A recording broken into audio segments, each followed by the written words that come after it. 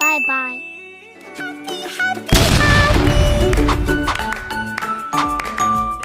Ditonton sampai selesai ya.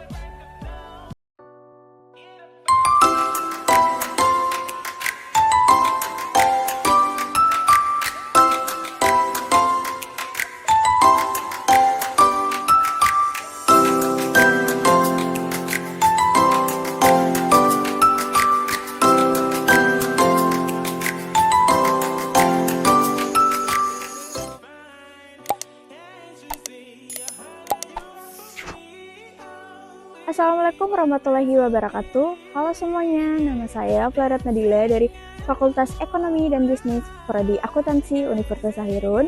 Hari ini akan membawakan tugas ekonomi syariah part 5.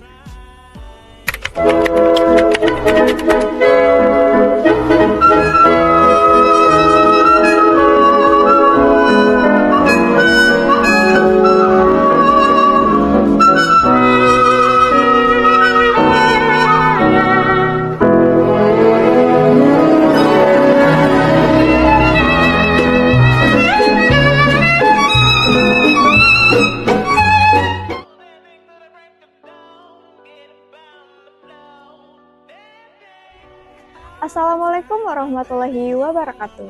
Nah, hari ini kita akan membahas pada video part 5. Di sini kita akan membahas tentang transformasi peran Bank Indonesia setelah kehadiran OJK atau Otoritas Jasa Keuangan. Sektor keuangan merupakan salah satu pilar utama dalam pembangunan ekonomi nasional sebagai otoritas tertinggi dalam sistem keuangan.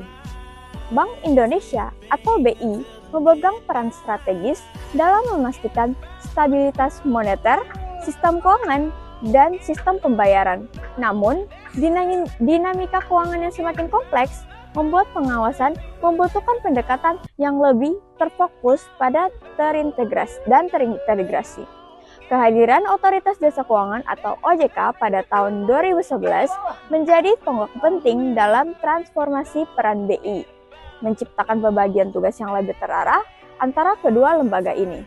Nah, sebelum itu, kita masuk pada latar belakang kehadiran OJK. OJK yaitu Otoritas Jasa Keuangan, kompleksitas pengawasan keuangan. Sebelum OJK, Bank Indonesia mengelola pengawasan mikroprudensial atau bank individu, sekaligus makroprudensial atau sistem keuangan. Hal ini dianggap kurang optimal dalam menghadapi risiko keuangan modern. Kemudian, krisis keuangan global tahun 1998 dan 2008. Pengalaman krisis menunjukkan pentingnya otoritas khusus yang fokus pada pengawasan jasa keuangan sehingga lahirlah OJK. Nah, OJK terdapat dalam Undang-Undang UU Nomor 21 Tahun 2011. Undang-undang ini secara resmi memindahkan fungsi pengawasan jasa keuangan dari Bank Indonesia atau BI ke OJK atau Otoritas Jasa Keuangan. Transformasi yang kedua adalah transformasi peran Bank Indonesia. Nah, setelah OJK beroperasi pada tahun 2013, Bank Indonesia menjalani transformasi besar dalam perannya, yang kini lebih difokuskan pada 3 pilar utama. Nah, apa saja pilar itu? Pilar yang pertama adalah kebijakan moneter yang lebih terfokus. Pengendalian inflasi, BI memastikan tingkat inflasi sesuai target dengan kebijakan suku bunga, operasi pasar terbuka, dan pengendalian likuiditas. Kemudian, nilai tukar stabil. BI atau Bank Indonesia mengelola volatilitas nilai tukar rupiah melalui intervensi pasar dan strategis lainnya. Nah, peningkatan kredibilitas dengan peran yang lebih terfokus. BI dapat dipercaya oleh pelaku ekonomi global dan domestik. Nah, yang kedua yaitu stabilitas sistem keuangan atau yang disebut makroprudensial.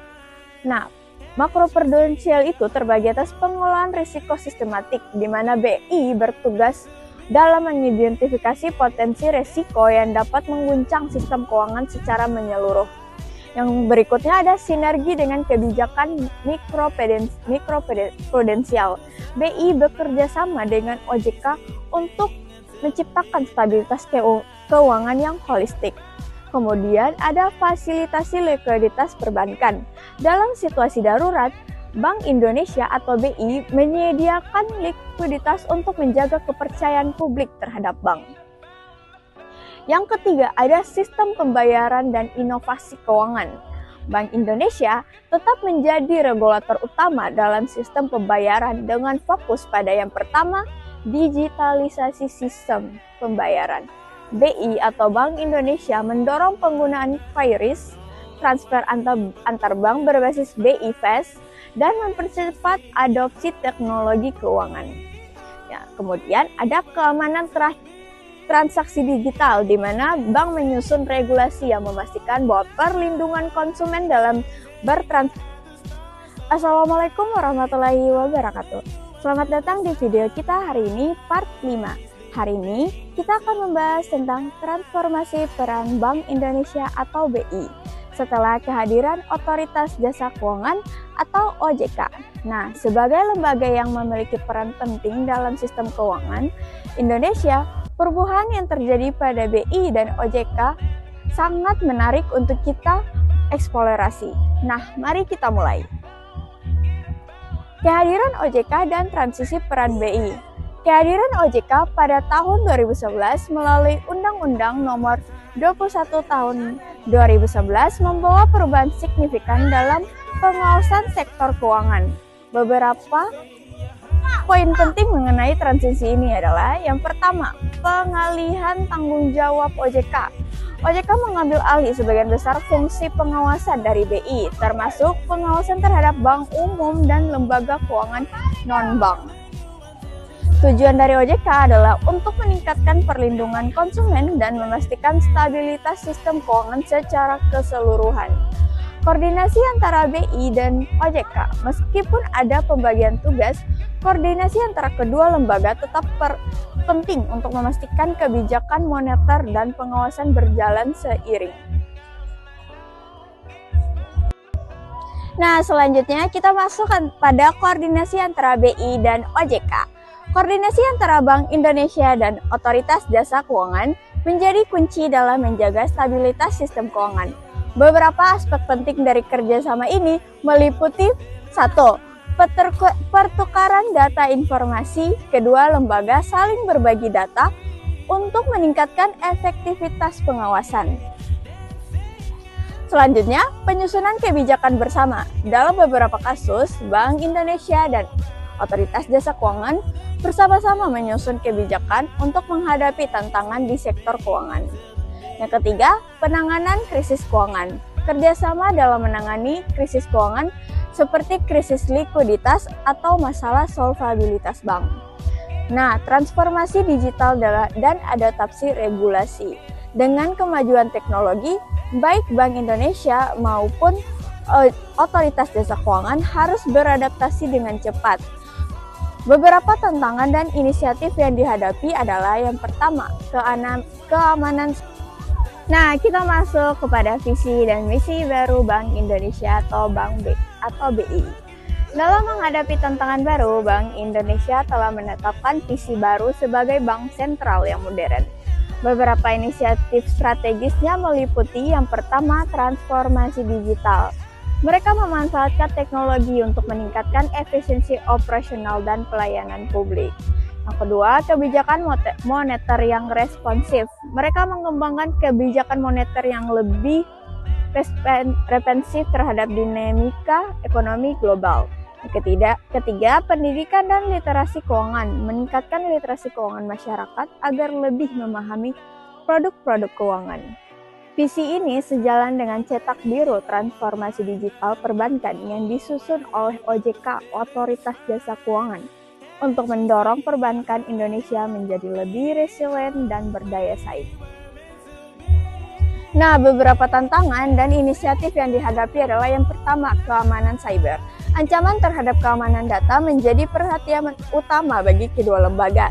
Yang kedua, inovasi teknologi. Penggunaan teknologi seperti big data, AI, and blockchain dalam pengawasan dan regulasi. Yang ketiga, regulasi yang adaptif.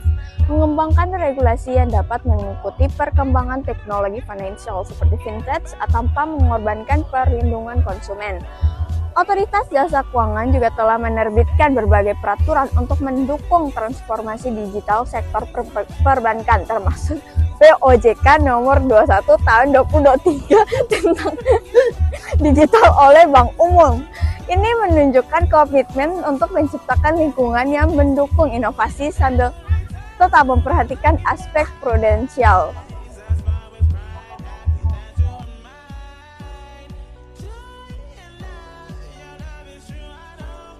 Nah, kesimpulan dari materi saya tadi adalah kehadiran Otoritas Jasa Keuangan membawa perubahan signifikan pada peran Bank Indonesia.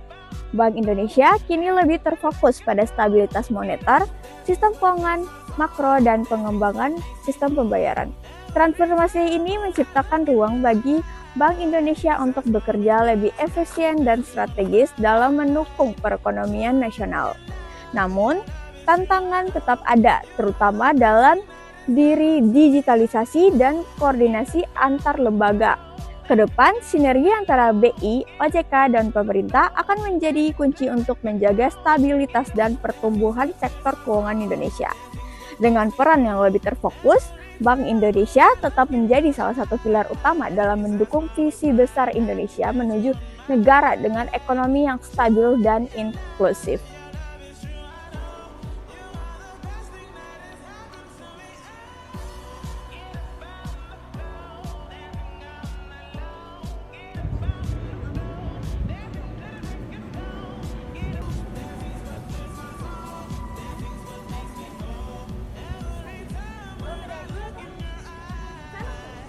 Konvensional apa? Hari konvensional konvensional sebenarnya. Mari. Konvensional tiro.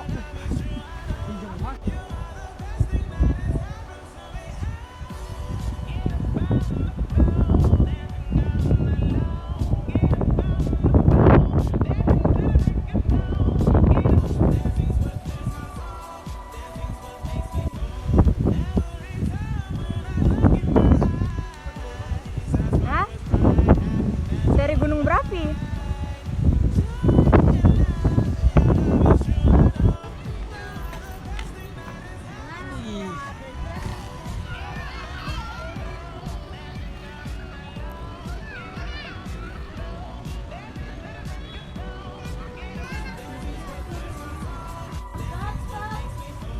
sambil terkenal semua terjadi